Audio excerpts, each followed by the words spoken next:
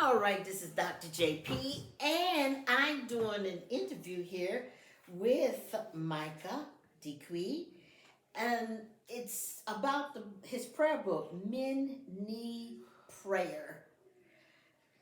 This book was actually published this year, 2025. And Micah, would you tell me what motivates you to write the book? Um, if I can be honest, a lot of negative feelings is what prompted this book. Um, Despair, um, frustration, anger. Um, the worst feeling was hopelessness. Um, Do you feel that a lot of uh, young men um, actually wrestle with these types of feelings? oh yeah, oh yeah, oh yeah, absolutely. Um, hopelessness is that one feeling that most can't describe, most really don't want to admit to. They're Mm-hmm. in denial about it. But hopelessness is what attributes to most alcohol Mm. consumption, drug addiction, pornography, lust addiction is a feeling of hopelessness and feeling like, no matter how hard I try, no matter, how much I try to do things the correct way, there's a fight against it. So I might as well not try. I might as well be, in the gangs. I might as well do drugs. I might as well drink, and I might as well sell drugs. I might as well scam and all the things, because it's like, I'm trying to do the right thing, but to no avail. So Mm-hmm. it's this, you know men, it's a you know it's a process. I like what you wrote here in your introduction. You said, I think most of us have a hard time expressing our feelings and emotions because we haven't had much practice at it, or Hmm. we feel that conveying feelings and emotions is weak and feminine.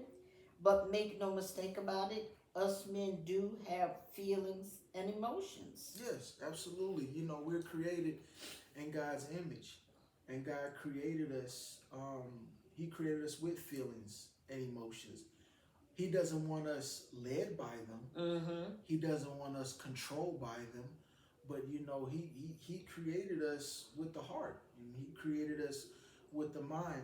The problem is, especially in the black community, we've given in to this lie that men have to be, hard. We can't show emotion, and however, whatever life throws our way, we just, we just got to take it on the chin, and we just, but it's like that couldn't be further from the truth of how Mm-hmm. God created us. We're not made of stone. Michael, as a mature man, how can you relate to what he's saying? I relate to it because that's what we as men need to be strong.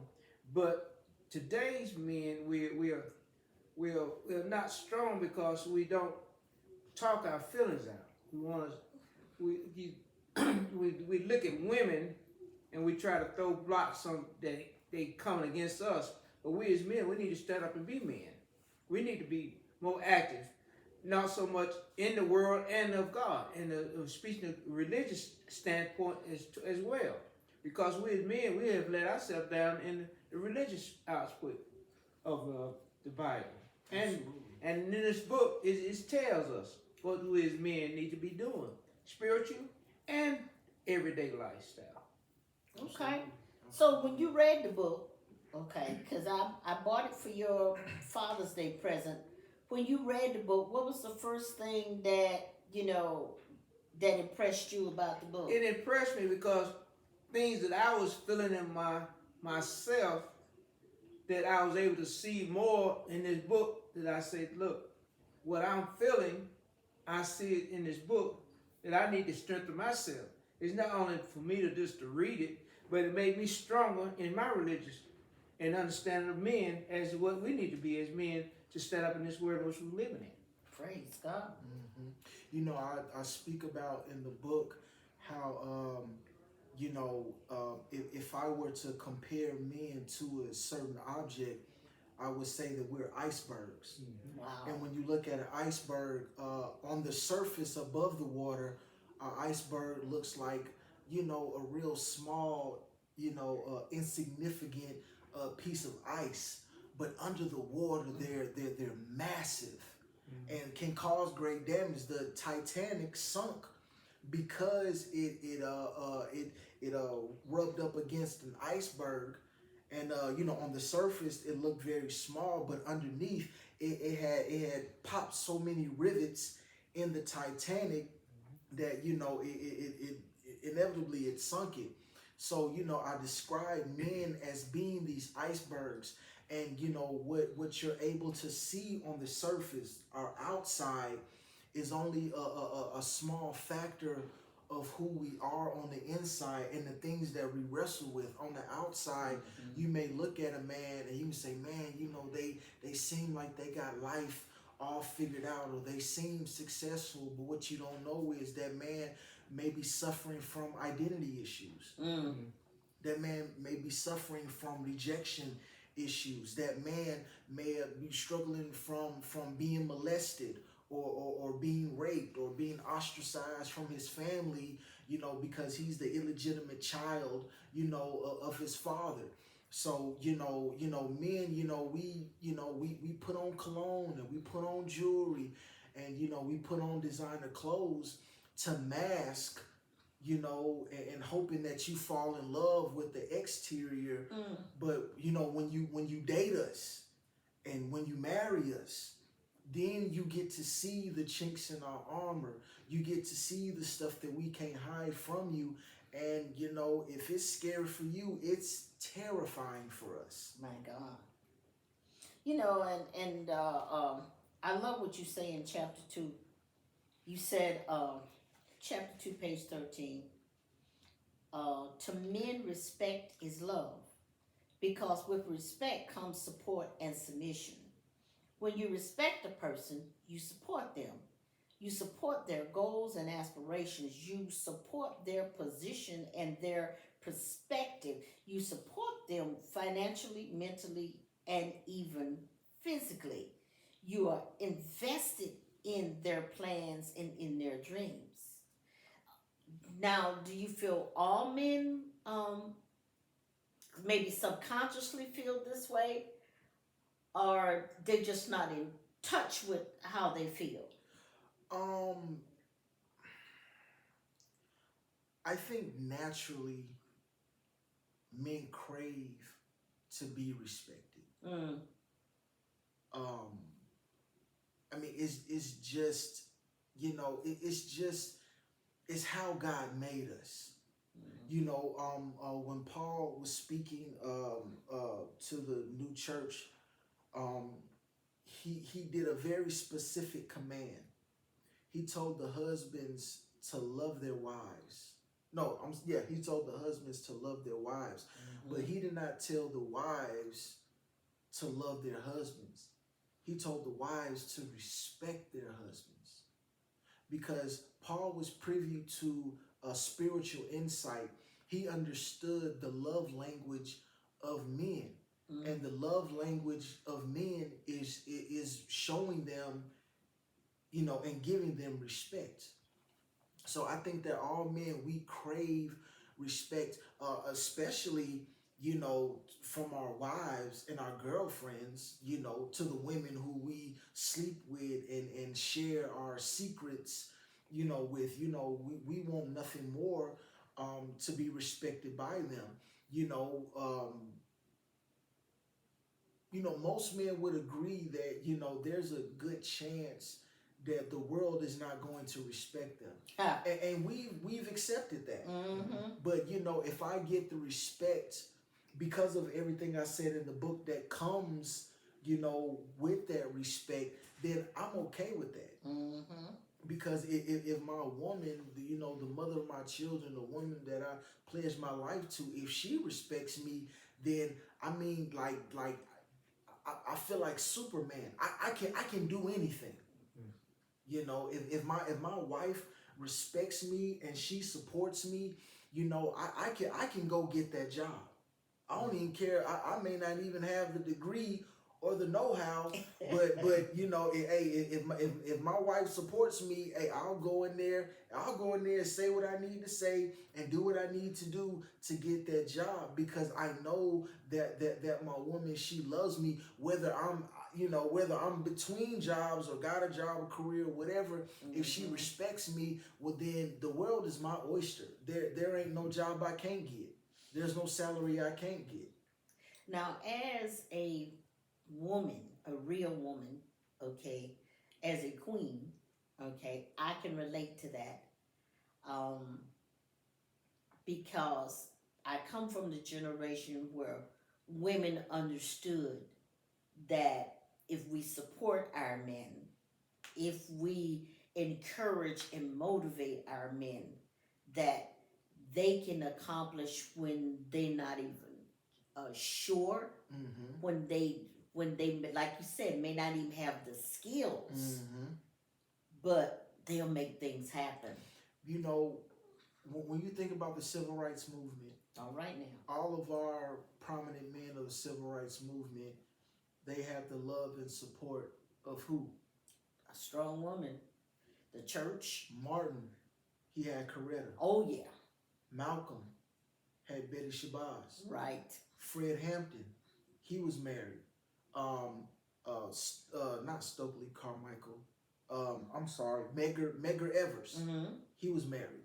Mm-hmm. So, there's this strength, and it goes back to, even to the Bible times, that, when a man has the respect and support of his wife, he'll dare to go against the government. Mm-hmm. He would dare to challenge injustice on a national level. Think about the fear that when these men telling their wives. Imagine Martin sitting down and say, "Baby, look, I wanna go down to Alabama, Yeah. and I wanna start this boycott," Uh-huh. knowing that black people get killed and lynched for less. For less. But you are going to organize a group as in Alabama. And Alabama. Right. Under George Wallace. You one you of see the what I'm most saying? racist So people. you're going up against the heartbeat of Jim Crow. Yeah. And I could imagine that, some people were even trying to talk him out of it. But when he talked to Coretta, she was like, "Babe, I got you. I got you." And I'm with you." we can even see that with Michelle and Barack.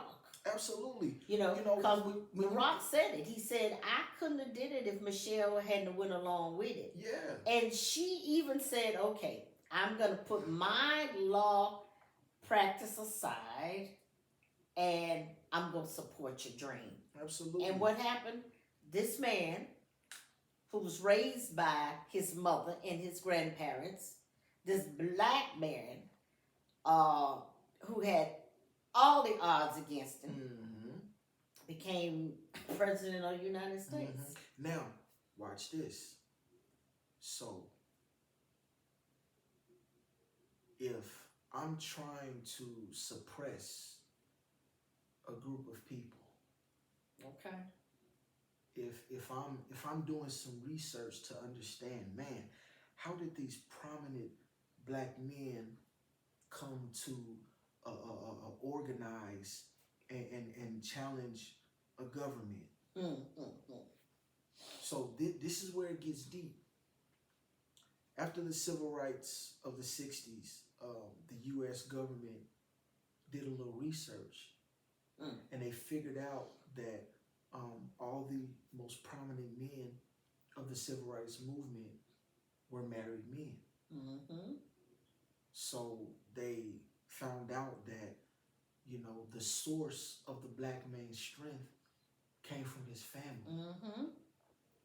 And so they said, well, we have to dismantle The family. the black family. Mm-hmm. And so the government, in the early 70s, they went into the inner cities where, the black population was heavy.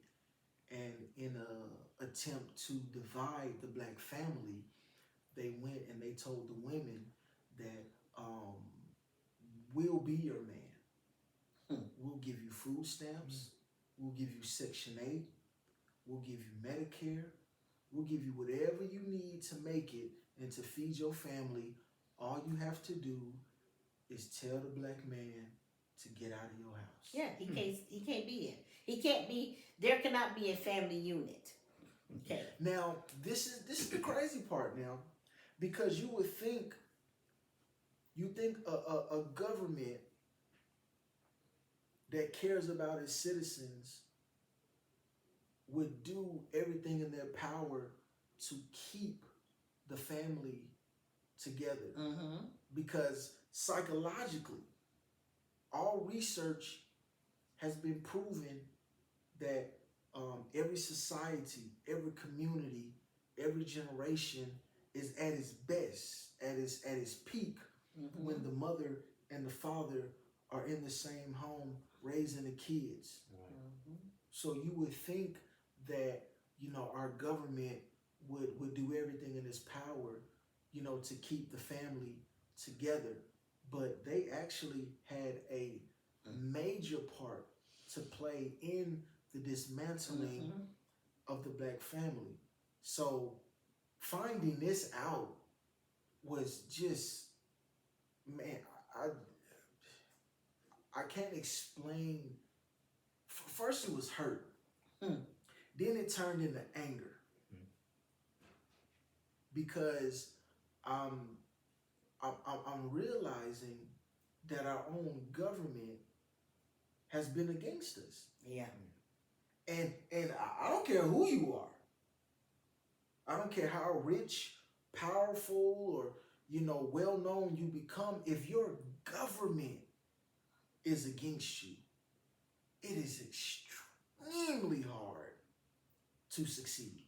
That reminds me of a story that Michael, that you shared with me about when you were 17. Yes.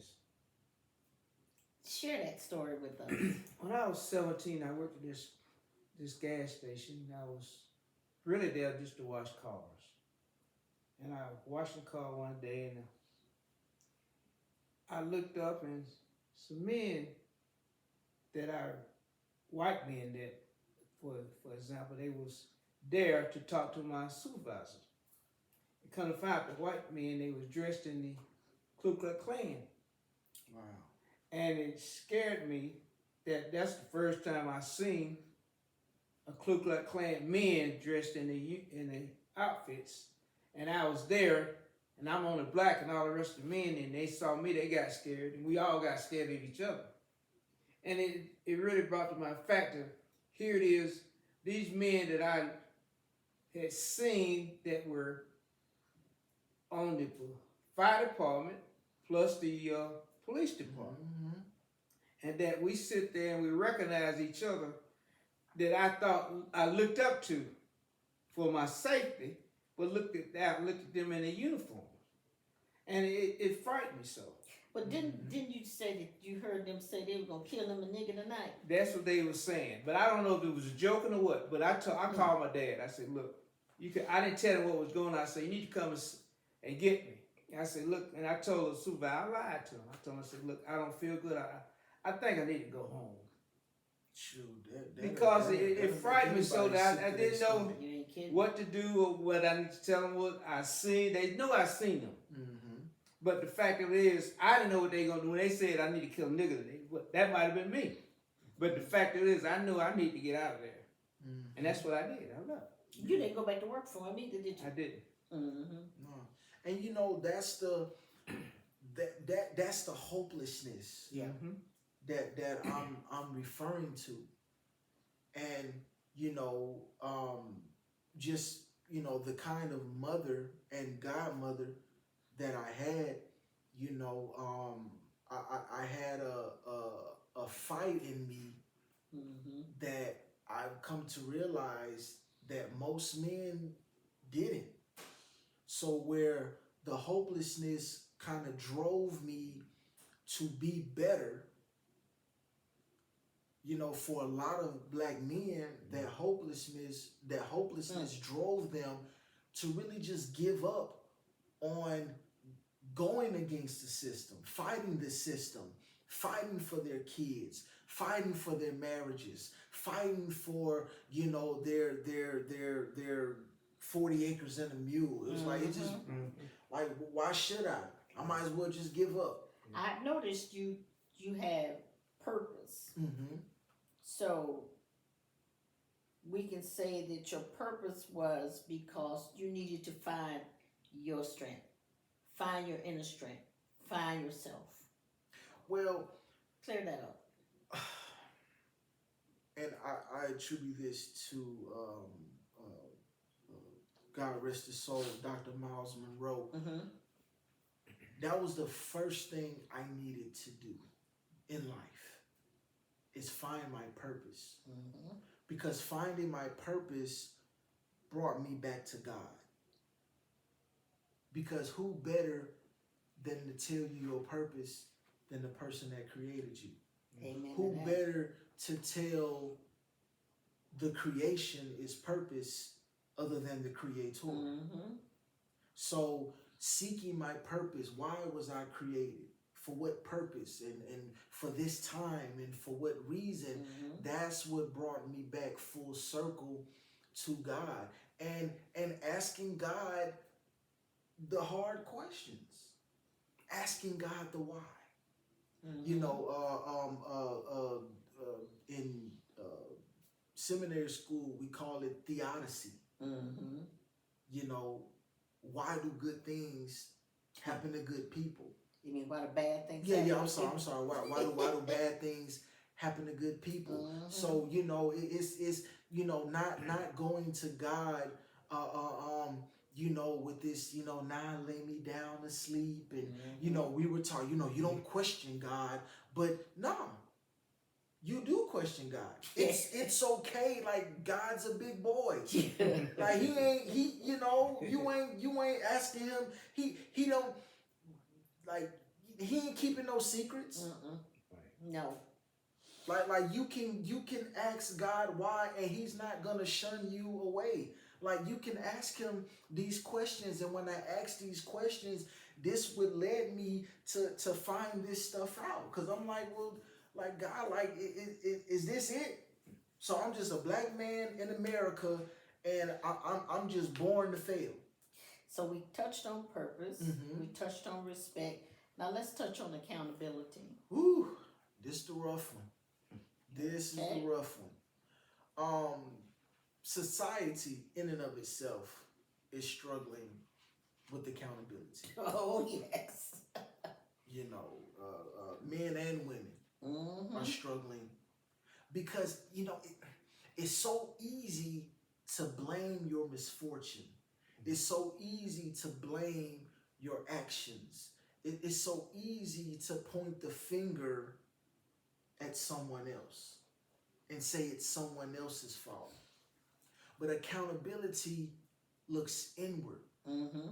Accountability forces you to dig deep. Accountability forces you to have, you know, tough conversations with yourself. It does.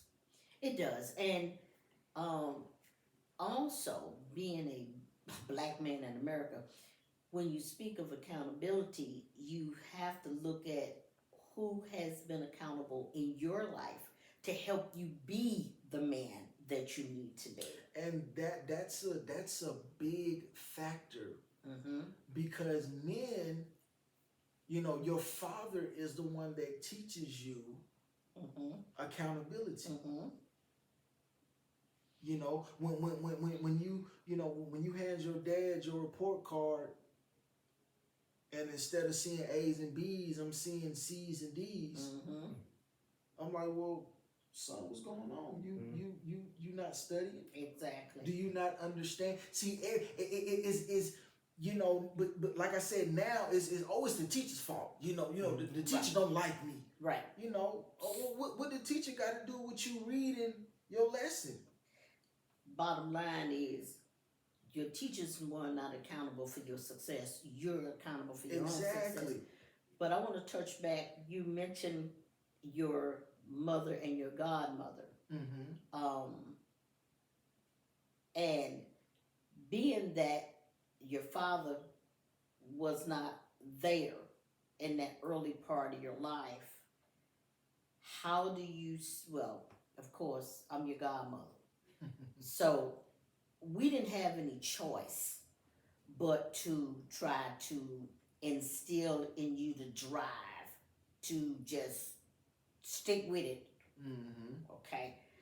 How do you feel that not having your dad there to hold you accountable? Now you're doing that with your sons, but Absolutely. him not being there to do that with you, how do you see him as being a part of this? And one of the reasons why I want to bring that up is because I want these young fathers to understand that they're more than this person who makes this child, Mm-hmm. that they have to be responsible. They're accountable also for what happens in this child's life. Mm-hmm. So I guess I'm asking you to deal with it on a couple of levels. He wasn't there, and where you are, because now you're having to be that for your sons. Well, it boils down to these two main things. I had to make a decision. Mm-hmm. Either I'm going to follow in my father's footsteps and do what he did, or I had to make the conscious decision to be better. Mm-hmm. I made a decision not to use my father's absence as an excuse to have miscellaneous kids run about the city and not take care of them. I heard that. So it really just boils down to, and like I said, this is accountability. What happened to me and my brother was messed up. Yeah. But I'm going to make the decision to be better than my father. Where my father left, I'm going to make the decision to stay. And, it's just, it's really just that simple. That's what it boils down to. Am I gonna feel sorry for myself? Am I gonna feel like, well, my dad left me, he didn't have a hand in raising me, so I'm gonna do the same thing. It's wanting better. Yeah. It's aspiring to be better and to do better, realizing that what happened to me was unfortunate, but I'm not gonna continue the cycle. I'm gonna break the curse. I'm not gonna I'm not gonna follow in those footsteps. That's it. Right. From here on out, the Dequirs will know their fathers, and not only know them, we're gonna be prominent in our children's lives. And I dare say that me and my brother, it has not been easy, but we have broken that curse. Mm-hmm. We are both married, beautiful wives, raising. My brother has 3 sons. I have 2 sons and a daughter. We're in their lives, living with them every single day, doing our best to bring them up rightly. So we're breaking that cycle, And we've decided to do that. I love what you did in your book, because you actually had some very wise men to also add into your book. And for accountability, you had for Pastor Smith, he says, "Dear God, I come to you with confidence, knowing how I pray that you will adjust my heart posture and align my thoughts as I navigate this life. God, restore the peace and serenity that comes with being accountable." To help with accountability, you must have people in your life Mm-hmm. that can hold you accountable. Right. You know, you have to have people in your life that can, you know, pat you on your back when you're doing right, but can also call you to the forefront When you're doing wrong. when you're doing wrong. Mm-hmm. And, you know, I feel that's another problem. Not only happens, you know, in the secular world, but in the ministerial world, you know, as well. We don't want anybody to hold us accountable. So, you know, when we jump from a minister to a bishop overnight, you know, who can hold us accountable? Exactly.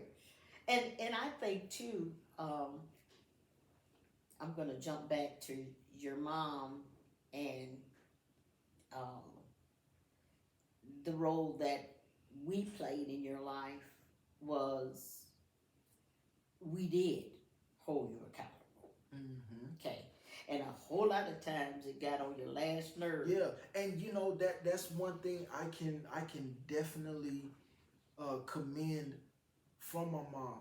You know, my mom never let me, either me or my brother, never let us use the absence of our dad as an excuse. Not for 1 second. You know, she did not. No. And it wasn't, you know, because she had any ill will towards my father, but she just understood that, you know, a man walking around here feeling sorry for himself ain't gonna do nobody no good. Exactly.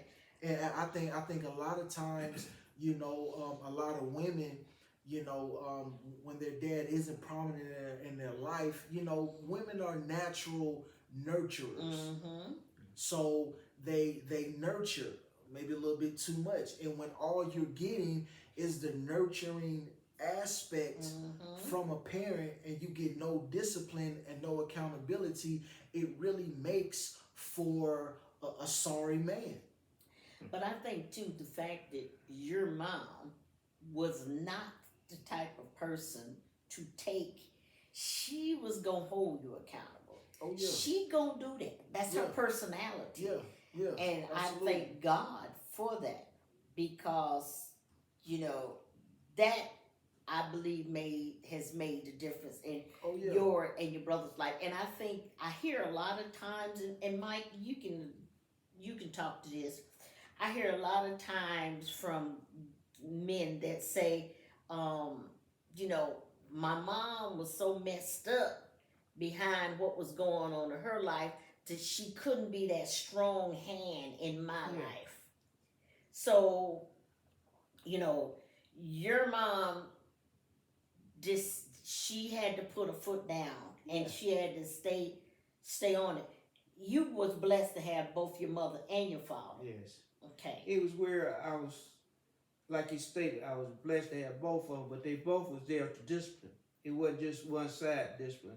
Like the man said, well, that's my son, but I was being disciplined from both parents, and I feel like that both made me much stronger having both of them in there, and they both were showing they did one didn't take one other side. When they come to say we make a decision, this is what you're gonna be. They talked among themselves. That's what rule I had to follow as a child. Mm-hmm. So am I hearing you say that they worked as a team? Yes. To make you accountable, to discipline you, to make sure you stayed on that path. Mm-hmm. Yes. You know, and you can always tell a person that was taught discipline Oh yeah. and accountability. Mm-hmm. They have a certain humility. Mm-hmm. They're forgiving, they're compassionate, they're understanding. You know, they give grace, and they don't have these unrealistic expectations, you know, from people. But on the flip side of that, you can always tell a person that was never held accountable because they're always blaming, you know, other people. Like it's always them. You know, like you got fired from every job. Like it was always the boss. Always right? the boss. It was always the boss. Like, you know, so you know, like I said, you know, that's accountability is a is a characteristic Mm-hmm. that really takes a person very, very far in life. I love what your brother wrote here, okay, when he did his prayer for respect. Mm-hmm. He says, Lord, help me shed this juvenile perspective on respect. Empower me to recognize that respect is rooted in love, integrity, and compassion. I ask for the strength to extend the same respect to others that I deeply desire in return. You know, there isn't a person on this earth that I respect more than my older brother. Mm-hmm. Um, that's a man that I've seen, you know, take everything that life has thrown at him. Some of it was his fault. A lot of it just wasn't. Um, you know, somebody's gonna raise your kids. Mm-hmm. And Yeah.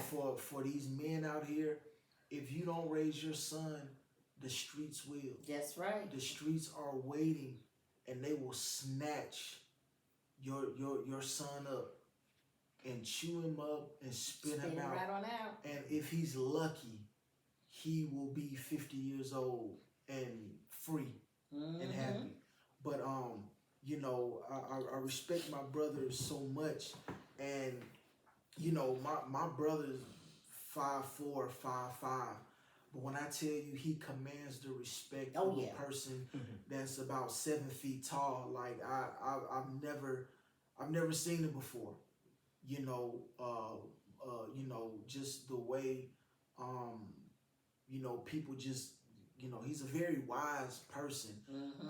But you know, to see the way people listen to him, and you know, you know, like I said, he was small in stature, but he commanded respect. Like he didn't play, and you know that comes from how we were, you know, how we were brought up. Like you know we couldn't run home and be like, Daddy, they messing with us. Mm-hmm. Like we had to go out there and handle Had ours. to handle.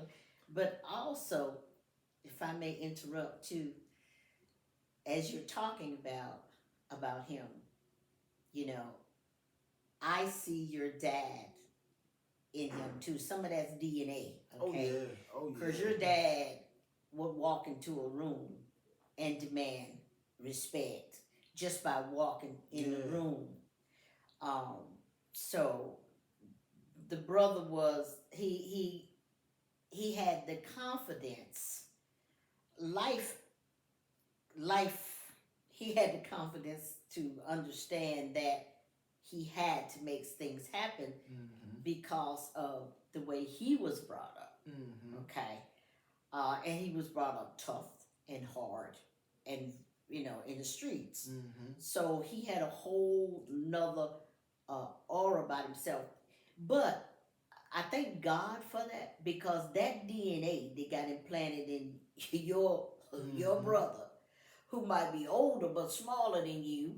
You were always the bigger one, Mm-hmm. but that man had courage. He'd walk up against anybody, Oh, yeah, anytime. man, He had that confidence. My brother didn't care how gangster you thought you were, and you didn't get punked unless you got punked by a dude that was 5'5", that was I mean, you know, And 125 pounds, soaking wet. And when I tell you he was ready to go to war, yep, about his, and didn't man, like I said, but there isn't a person on this earth that I respect more than my brother. But you know, growing up how we grew up, we had a real juvenile and a real misconception about respect. mm-hmm. We thought that respect came about as a result of fear. We thought that, okay, if a person fears us, then they respect us. Mm-hmm. But as you get older, then you understand that fear has, I mean, that respect, you don't get a person's respect because they fear you. Mm-hmm. If you fear a person, then you're gonna move around them real deviantly and sneakily. But when a person respects you, they'll come and talk to you in your face like a man. That's respect. That is respect, but I think that we didn't cover youth, but I think that's a part of that youth too, because Yeah, you have to learn that. yeah. You have to grow into that You, wisdom. you have to learn that. You have to a scenario in a situation has to be placed in front of you Mm-hmm. where you thought you would be able to ego your way out of it and pose that, and you was like, oh, okay, yeah, that didn't work. But youth was probably the hardest chapter to write. Youth was the hardest chapter, and I believe that's the hardest chapter in all of us.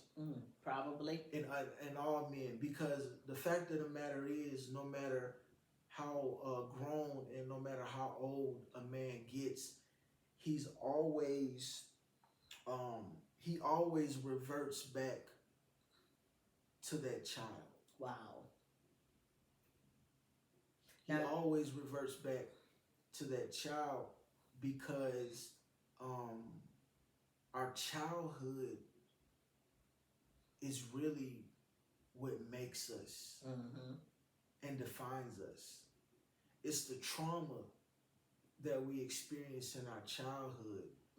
That I put it in the book. You know, the small child makes decisions for the grown man. yeah. Prayers for the youth. Pastor Elmore. Yeah, Pastor John Elmore. Heavenly Father, we come before you today acknowledging the pain, the hurt, and the trauma that many of us have carried from our youth.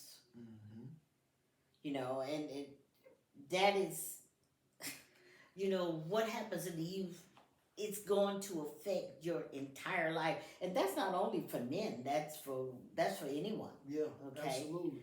But I think as a black man, the trauma can be far more severe than the average person realizes, because there are so many different challenges that you have to deal with.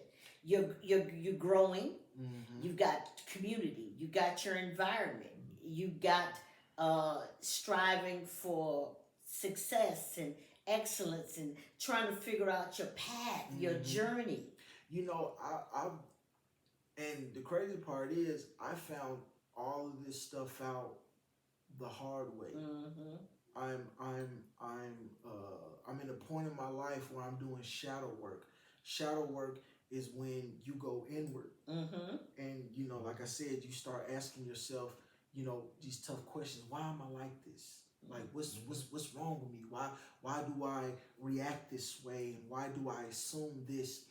And so while I was doing this shadow work, you know, I start to notice that, you know, a lot of the reasons that I acted the way that I acted in relationships was the result of the rejection that I dealt with from my father, and how that had such a profound, like, even though I couldn't, you know, I couldn't express how I felt, but I acted in a way as if I never wanted to feel that kind of rejection from another human being. So, you know, I would people please.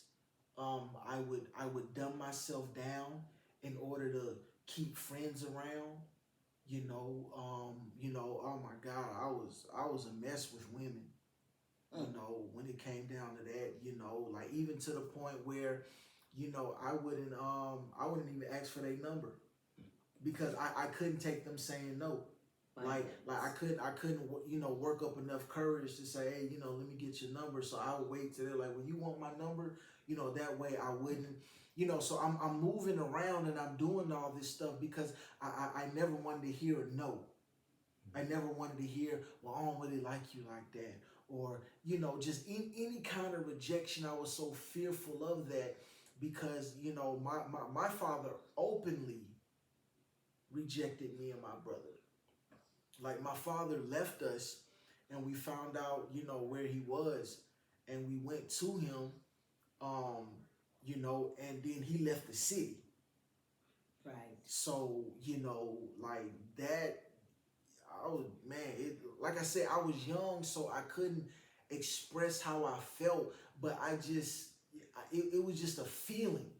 Of rejection. Yeah, it was a feeling of rejection and a feeling of, I mean, if your father doesn't accept you, then no other type of acceptance matters. And the sad part about it is he was dealing with the same thing. He went through that. Little did I know. He went through that. And that's a pattern that must end, and I'm glad that it has ended with you and your brother, because it has to stop somewhere. Yeah. And even though your father was there, Michael, Yes. did you feel, you felt it too though? Yes. You felt it also. Yes, because the fact of he wanted me to be a certain way, and what he had asked it for me to do, but I didn't feel like that's what I wanted to do. He wanted me to go in service. I didn't feel like I wanted to go in service, but he kept insisting that I did, but I didn't.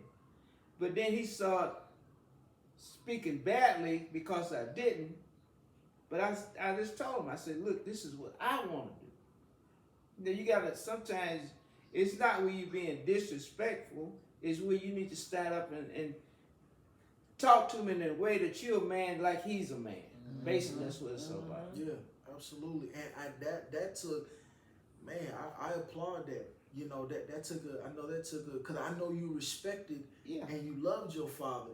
And as much as you wanted him to love you, and as much as you wanted his acceptance, you was like, Dad, I gotta make my own way. Imagine, I imagine Jesus had that conversation with Joseph. I know Jesus was like, look, Joseph, look, man, I don't want to be a carpenter.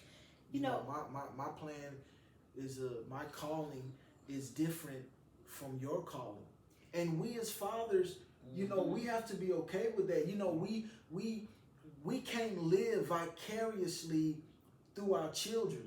And I think sometimes, we do that. We want our sons to be that football player that we would have been if we wouldn't have got hurt, or if we would have, studied hard, or we would have stayed away from the women. But it's like we have to understand, God put a purpose in me, and He put a purpose in you, and He put a purpose in our children, and sometimes that purpose is different. Yes. And it's funny that you would take it to Jesus, because remember when Joseph went and Mary had to go back to the temple to find him. He was only 12 at the time. And they had to go back and find him, and they were like, we thought you were with us. And he was like, I was about my father's business. So they were looking for their good son who understood family, but he done took it a whole nother level. He understood kingdom. Right. Yes. Right. Did you peep his answer? He said, I'm about my father's. That's kingdom business. Yep. So here you are, a boy at 12 already knows his purpose. And you trying to get this boy to learn how to make a table and chair set. and he is just like, I'm trying to save the world. Yeah, it's like, I'm trying to save your soul, Dad. Yeah, like I ain't feeling this, Joseph. Your soul is at stake here. You and Mary, both of y'all at stake. Like God, he talked to him, man. I'm not. This ain't why I was here. But I say this to you, Mike, sir, because I know that was a defining moment for you, that when you worked up enough courage to say, Dad, look, I love you, and I don't want to disrespect you, but this is my life. I gotta plant my own flag. I gotta set my own territory, and I'm not trying to disrespect you. I don't mean no harm, but God got a plan for me. And my plan is different from your plan, Dad. Yeah. You know, my plan ain't military. Yeah. You know what I'm saying? But I could I be wrong in assuming that after your dad thought about it and he respected it, that like you guys grew, Yes. you know, you bonded over that. Right. We did. That's great. That's great. That's great. That's great. Absolutely. So, you know, like I said, youth was but you know, it all came full circle because, you know, when I went through a period where I was angry at my father. Mm-hmm. And you know, talking, you know, to you and talking to my mom, you know, I was able to understand that, you know, my dad struggled with that. Mm-hmm. And so it enabled me to forgive him Mm-hmm.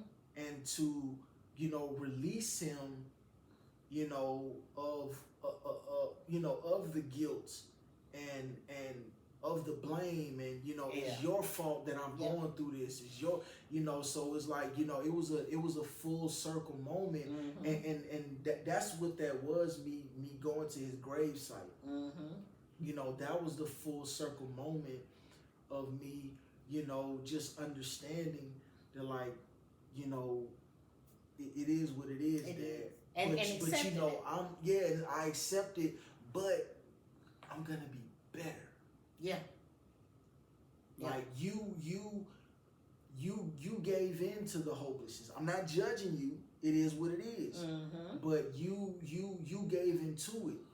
But I'ma stand here in it, and I'ma fight it.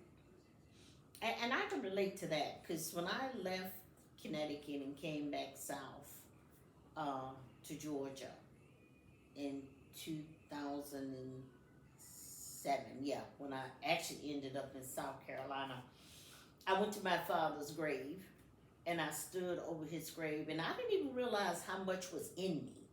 I can imagine what it was like with you guys standing at his grave and having a conversation with him. And I remember standing over my father's grave, and stuff came out of me that I had no idea was in me. I had blamed him. I said, if you hadn't been there for me, I wouldn't have did this, I wouldn't have did that, I wouldn't have got married, I would have finished my education, blah, blah, blah, blah, blah. And I must have went on for a while. Yeah, but I'm glad you brought that up, because you see how these principles overlap each other. Exactly. It's like because of your issues of your youth, you struggled with your accountability. And so, you know, this is, you know, this is what God showed me. He showed me that, you know, men are failing because men are not putting these principles into practice. And if God is nothing else, He is a God of principles. Yes, He is. You know, principles, it levels the playing field. Yes. Because God is a God of principles. The earth was formed and shaped by principles. You know, principles are they're almost like guarantees. It's like there's no wiggle room. Okay, I'll put it to you like this. The principle for your car to run is that you must put gasoline in it. And keep it serviced. And keep it serviced. Now, if you were to put orange juice in your gas tank, your car would not run. Because the principle that was set into the factory guidelines of that car is that it has to run off of gasoline. That is the principle. Right. And so in a world where there are no guarantees, principles gives us the guarantees. And see, principles are powerful, but they're also dangerous. That's why a lot of churches and a lot of ministers, they don't speak on principles. Yeah. Because principles hold you to something. Yes, it does. Principles are you can hang your hat on principles. You know, certain things, you know, principles aren't prophecies. Right. Because you can prophesy that, oh, you gonna get this in 30 days, and then when they don't get it, they can say, well, it's something that you did. The let's touch on effort. Oh yeah. And that was Pastor Corey McDonald had wrote into this one for you. He says, Father God, I come to you in prayer today with a humble heart, seeking your guidance and strength. I pray that you bless me with the determination and motivation to always give my best effort in everything that I do. Effort. And then I don't want to cut you off, but go ahead and tie that into responsibility, because you're talking about the principles, and I think it all kind of flows together. Yeah, absolutely.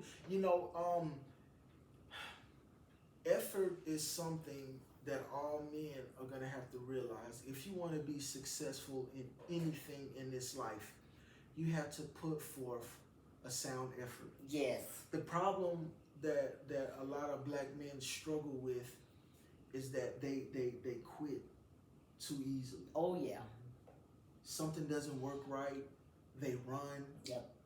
They never want to visit it again. They never want to take a couple steps back, see what went wrong, correct it, go back out there. It's like, oh, that didn't work for me, so I'm done with it. If that's your approach to life, you will never be successful in anything. We as men, we have to stop being so afraid of failure. You are gonna failure is a stepping stone on your way to success. Do you think that they do that also to avoid the pain or to avoid confrontation? I mean, it's all on the path of success. And this transcends just spiritual. Like this principle. A lot of these principles are true in the natural world as well. You can't name me one successful man out here that did not have to deal with some type of failure along the way. Yes. And the wonderful part about you sharing that is that that's also true for the female. Yeah, absolutely. I mean,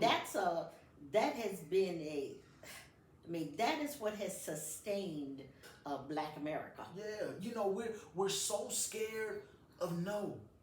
So what? Like they ain't the only bank. They're not the only job. You're so busy worried about the no, you need to be worried about the yes. Yeah. You can't even hear the yes because all you hear is no. Exactly. You can't even seek, what he says, seek ye first. Yeah. They can't seek the yes because they are being held back by the no. By the no. And so now you so triggered by the no, you won't even go on a job interview. Yeah. Because you already said they gonna say no. They gonna say no. You ain't even went. They ain't gonna hire me. You not even filling out the application because you telling yourself, oh, you start to psych yourself out. Well, I'm not qualified. I ain't got this. I ain't got that. Man, listen. All God asks is for effort. If you just put forth the effort, whatever you're lacking, God will make up the difference. Yes, He will. God honors effort. Yes. That is and so we true. can't be so afraid of the word. No, imagine Moses. The first time he went to Pharaoh and he said, let my people go. He said, nah. He said, all right, you know what? I'm going back to Midian. he said, no, y'all. Yeah. What y'all want me to do? Imagine the Canaanite woman that went to Jesus and said, Jesus, heal my daughter. And he said, nah, I ain't come for you. I came for the Jews. And she said, well, you know what? I guess it's God's will for my daughter to be possessed by a demon. Because he said, no, you got to put forth What about the one effort. with issue of blood?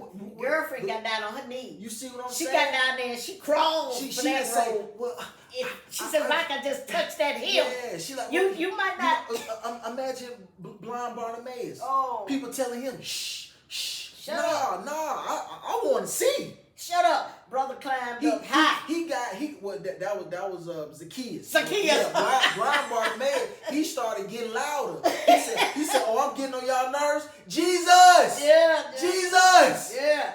heal me." Heal me. So it's that effort that God honors and He appreciates. Yes, He does. Yes, He does. So we have to, we got to get out of this, like just like I said, being so fearful of no, being so scared of being turned away. I'm reminded of the story of the owner of Radio One. She went to 49 banks for a loan and got denied. 49 times. 49 times. The 50th bank she went to told her yes. And the thing that has that the rest of the world does not know or understand about Black Americans is we're not going to hear no. We're not going to hear no. We're going to keep coming. That is the benefit of knowing who your God is. Mm-hmm. When you know who your God is, you're going to keep coming. Men need prayer. That is the key. And prayer is effort. Yes. Prayer is Yes. effort. Yes. Prayer in and of itself, you're making an effort to make communication with God. Yes. About the things that are on your mind and in your heart.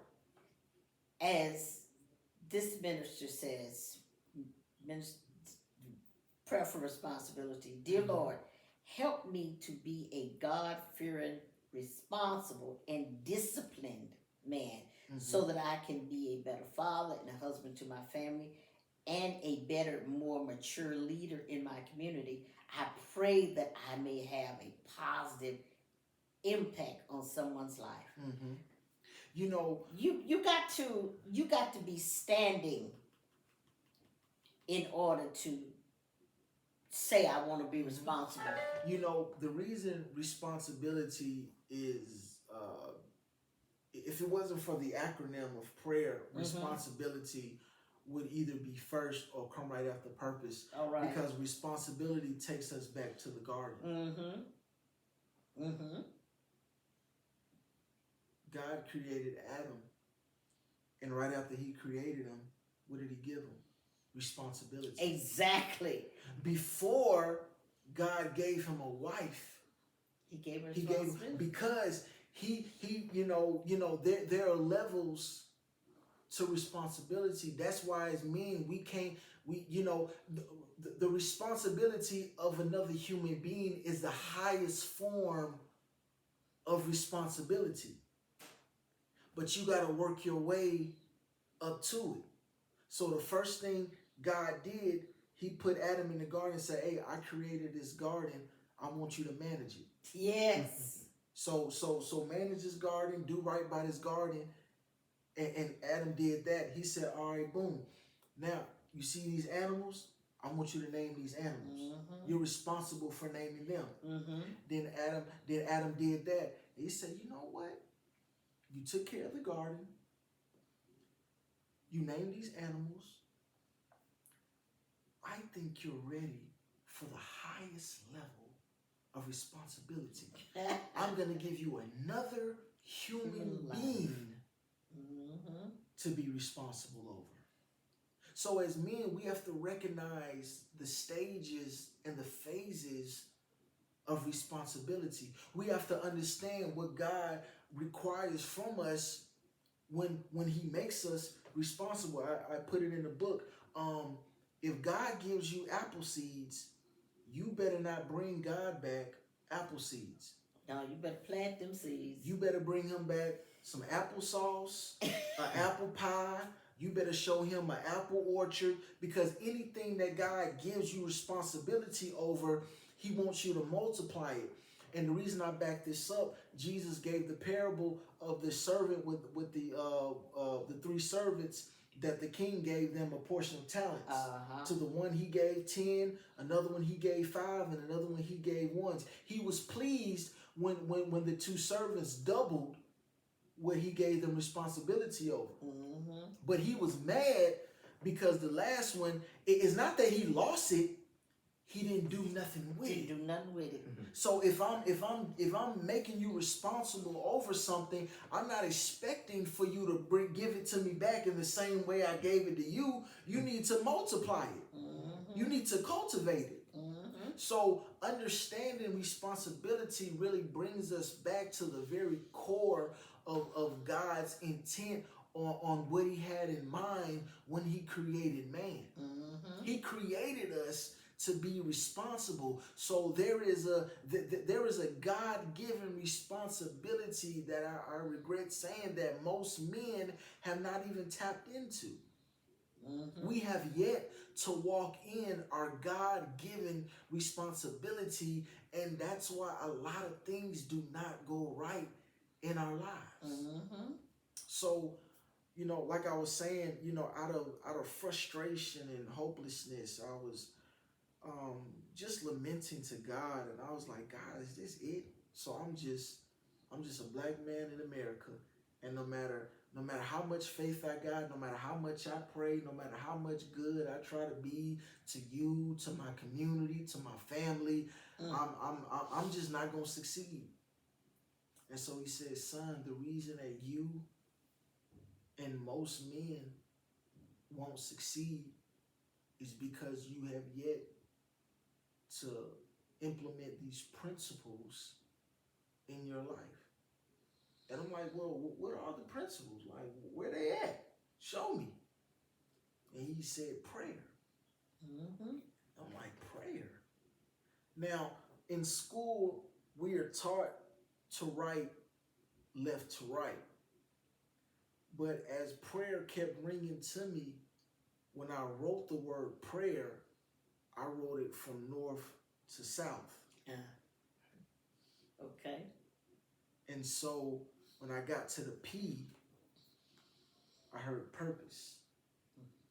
When I got to the R, I heard respect. When I got to the A, I heard accountability. When I got to the Y, I heard youth. The E was for effort. The other R was responsibility. So God said, if you apply these principles, now there's more, but these 6 will get you started. So you start implementing these principles in your life, and watch what happens. And he said, don't keep this for yourself. Don't hog this information. Give it to your brothers. Yes, give it away. Give it to the men, because see,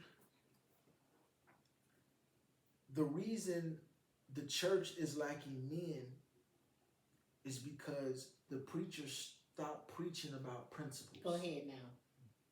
They started preaching about prosperity and faith because that was easy. Because that tapped into emotions. If I preach prosperity, the people will give. Yeah. If I preach name it and claim it and spin around 3 times and dance and run around here, oh my God, I can raise an offering. If I can get people to pray for prophetic words, oh man, I can get that Bentley out of layaway.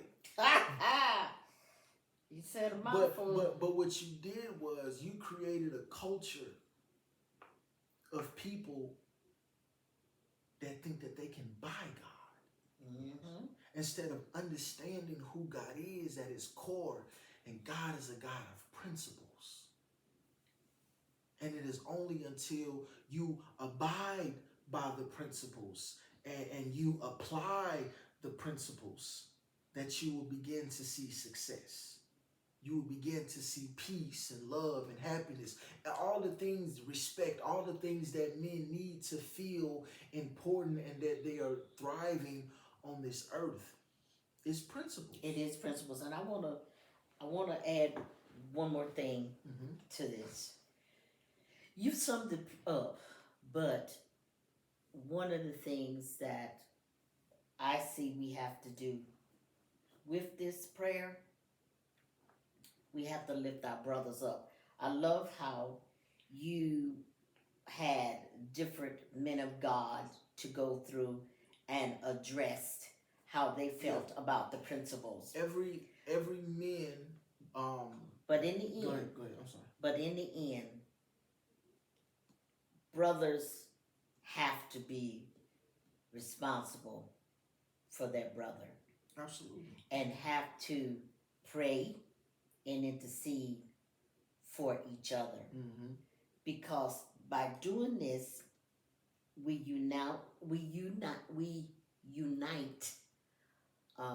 in the spirit, and we can grow stronger. Because even though your dad wasn't there, I thank God for the men of God that were in your life Yeah.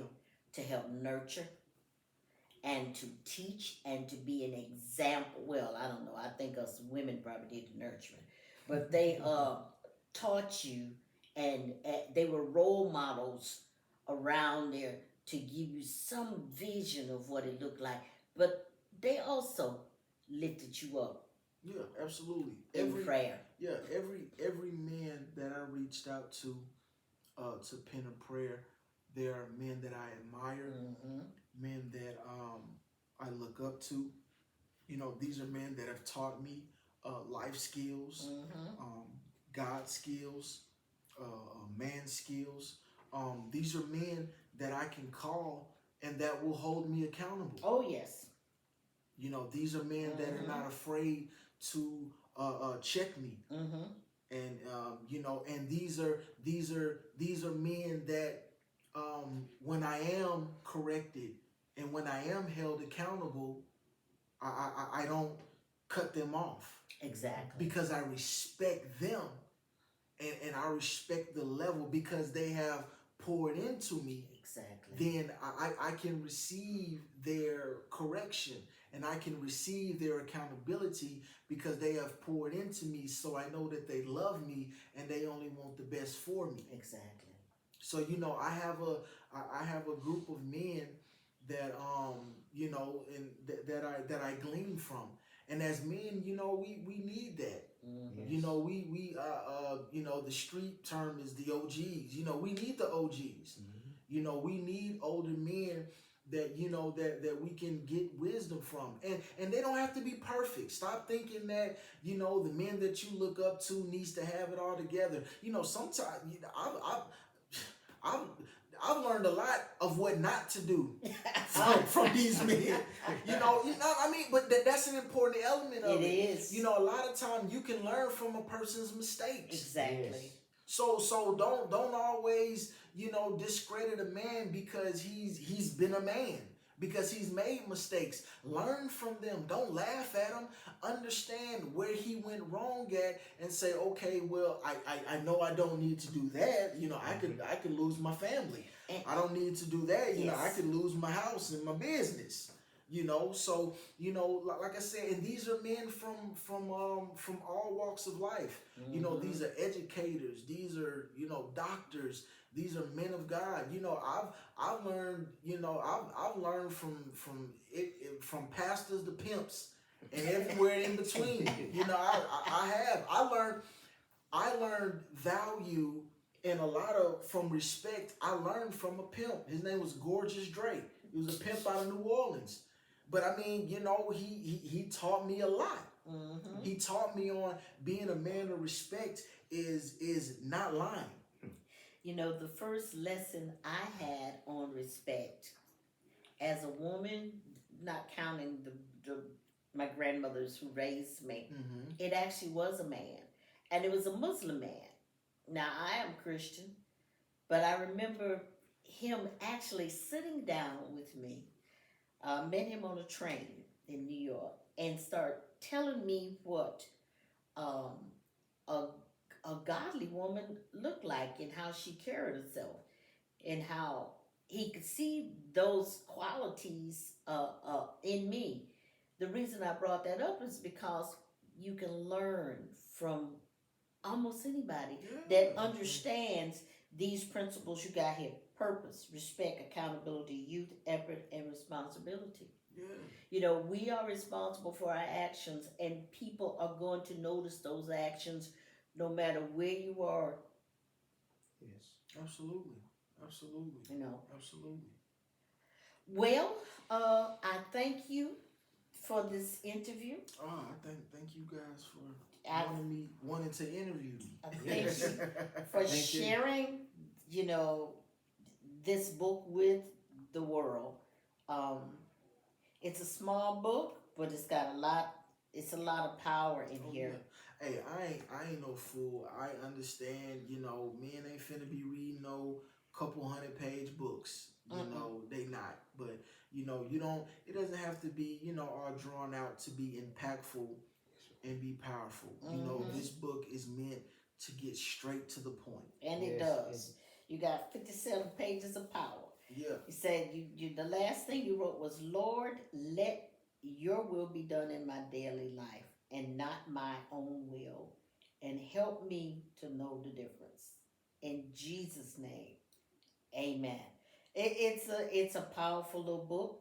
Hmm. And And it helps because when you read these chapters and you identify with this stuff and you say, okay, what next? Mm-hmm. uh, That's it. Like how do I go about seeking my purpose? Uh-huh.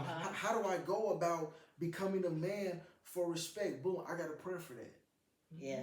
That's it. And so it's really really helping these men to really communicate and draw them back to their creator, draw them back to God because he's the one that has all the answers. Exactly. So this book is my God, it was tough to write. It really was. I really thank my wife for giving me the space and time to sit with this stuff Mm-hmm. and to hear from God. And thank you, Miss Annette. She's the one that helped me, put it in book form. She challenged me. I thought I was just so deep and so spiritual. And she was like, okay, well, where did you get this information from? What chapter in the Bible? Who was this guy? And so she really, she demanded perfection. Mm-hmm. And she challenged me, and I gave it to her because she understood the seriousness and the impact that this book needs to be absolutely perfect. And it's like you can't cut corners. You got to be factual. It's okay to be God breathed, but for the man that is looking for this stuff to make sense, provide him with the necessary tools that he'll be able to see this on his own and connect with it in his own way, make it real for him. So thank you to Miss Annette. Thank you to my mother, who is an educator, a teacher, who taught me the importance of the words that I write. And she saw the gift of writing that I had at an early age, and she always encouraged me to write. Did she edit it for you?